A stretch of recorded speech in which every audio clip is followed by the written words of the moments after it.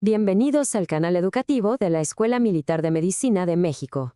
Hoy vamos a sumergirnos en el fascinante mundo de la miastenia gravis autoinmune. Haremos un recorrido desde lo más profundo de la fisiopatología molecular hasta las terapias más avanzadas que están, literalmente, cambiando el pronóstico de la enfermedad. Para que nos quede todo súper claro, hemos dividido este análisis en 5 grandes temas. Primero, vamos a poner las cosas en contexto. Luego nos meteremos de lleno a la biología molecular de la placa neuromuscular. De ahí, pasaremos a ver cómo se ve todo esto en la clínica, con datos y estudios. Después, exploraremos el arsenal terapéutico que tenemos hoy en día, y para cerrar, veremos las aplicaciones prácticas y las conclusiones que nos podemos llevar. Muy bien, empecemos por el principio. Hay que entender algo que es fundamental sobre la miastenia gravis. No es una sola enfermedad. Es increíblemente heterogénea. Y es precisamente esa diversidad la clave para llegar a un diagnóstico certero y, por supuesto, a un tratamiento que de verdad funcione. A ver, ¿qué es exactamente la miastenia gravis? En esencia, es una enfermedad autoinmune que ataca un punto muy específico, la unión postsináptica. Lo que pasa es que nuestro propio sistema inmune, a través de anticuerpos que dependen de las células T, se confunde y ataca la placa motora del músculo. El resultado final, pues, es una falla en la comunicación entre el nervio y el músculo. ¿Y qué tan común es? Bueno, los números nos dicen que la incidencia puede ser de hasta 30 casos por millón de personas al año, y la prevalencia anda entre 150 y 250 por millón. Pero lo más interesante no son solo los números, sino a quién afecta. Hay un patrón muy claro. Afecta sobre todo a mujeres jóvenes y a hombres de edad avanzada. Y si nos vamos al subtipo específico, el que tiene anticuerpos anti-MuSK, ahí vemos una preferencia todavía más marcada por las mujeres. Para darnos una idea de cuánto hemos avanzado, pensemos en esto. A principios del siglo XX, el apellido Gravis era casi una sentencia. Hablamos de una mortalidad del 70% por insuficiencia respiratoria. Luego, en los años 30, llegaron los inhibidores de la colinesterasa y la mortalidad bajó al 30%. Un avance enorme. Pero hoy la historia es otra. El 75% de los pacientes logra tener síntomas mínimos o incluso entrar en remisión en solo 2 años. Es un testimonio increíble del progreso de la medicina.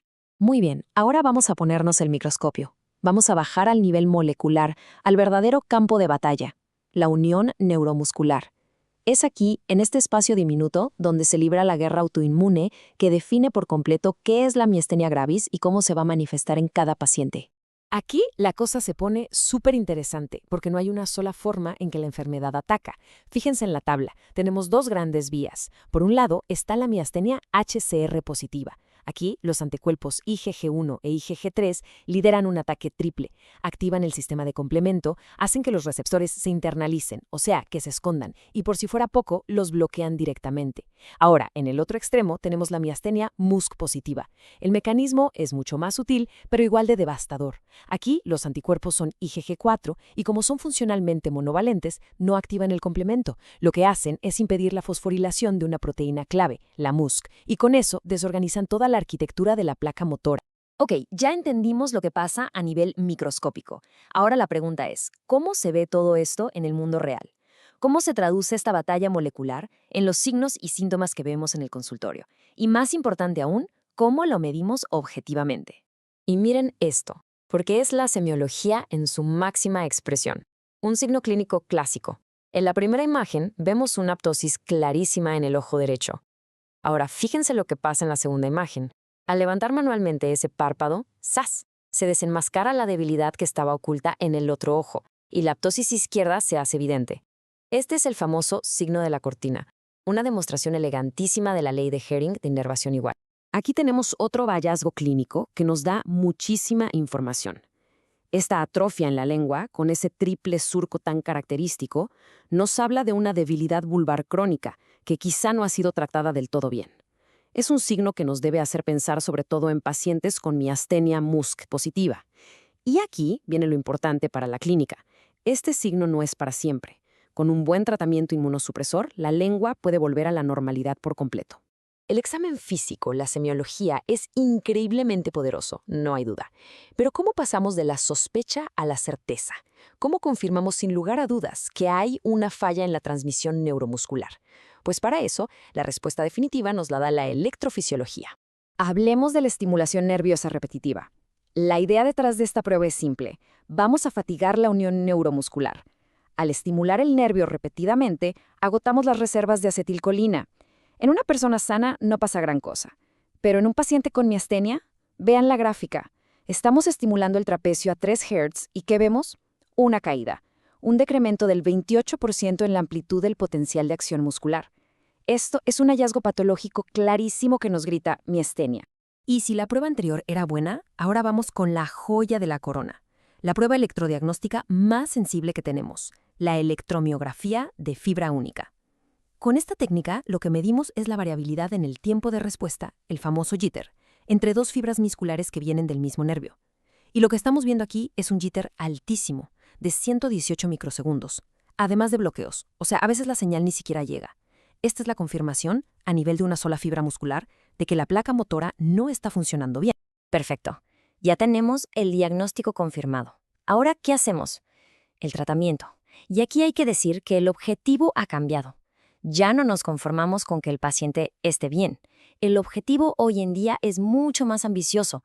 Queremos que lleguen a un estado de manifestaciones mínimas, o mejor aún, a la remisión total. Y todo esto, claro, tratando de minimizar los efectos secundarios de los medicamentos a largo plazo. El arsenal terapéutico empieza, por lo general, con los agentes orales convencionales. Tenemos la piridostigmina, que es un alivio rápido para los síntomas, pero no ataca el problema de fondo. Luego está la prednisona, un corticoesteroide muy potente y efectivo, que empieza a funcionar en menos de 3 semanas. Y para el juego a largo plazo son fundamentales los ahorradores de esteroides, como la azatioprina o el micofenolato. El único pero es que hay que tener paciencia, porque su efecto tarda meses en aparecer. Pero, ¿qué pasa cuando hay una crisis, una situación aguda? Ahí necesitamos terapias de rescate. Tenemos dos opciones principales. Por un lado, la plasmaféresis, que es como limpiar la sangre de los anticuerpos malos. Es muy rápida, en 3 a 5 días ya vemos el efecto. Por otro lado, la inmunoglobulina intravenosa, que modula el sistema inmune de formas más complejas y tarda un poquito más en actuar. Y ojo, aquí hay un dato clínico súper importante. En la miastenia tipo MuSK, la plasmaféresis casi siempre funciona mejor. Y con esto entramos de lleno en el futuro, que ya es presente, la medicina de precisión para la miastenia. Los agentes biológicos han sido una verdadera revolución, sobre todo para los casos que no respondían a nada. Básicamente, hay dos grandes familias. Primero, los inhibidores del complemento C5, como el eculizumab. Estos van y bloquean el paso final del daño que causa el complemento. Y segundo, los antagonistas del receptor FcNatal, o FcRn. Estos son muy inteligentes. Lo que hacen es acelerar la destrucción de los anticuerpos IgG que están causando el problema. Pero mucho cuidado. Estos medicamentos tan potentes vienen con una responsabilidad enorme en cuanto a seguridad. Con los inhibidores del complemento, el riesgo de enfermedad meningocócica se dispara, entre 1000 y 2000 veces. Este dato es para tomarlo muy en serio. Es absolutamente indispensable seguir un protocolo de vacunación y profilaxis al pie de la letra con cada paciente que vaya a empezar uno de estos tratamientos. Muy bien, hemos recorrido un largo camino, desde la molécula hasta los tratamientos más nuevos. Ahora vamos a destilar todo esto en mensajes clave, en ideas que nos podamos llevar para aplicarlas mañana mismo en nuestra práctica clínica.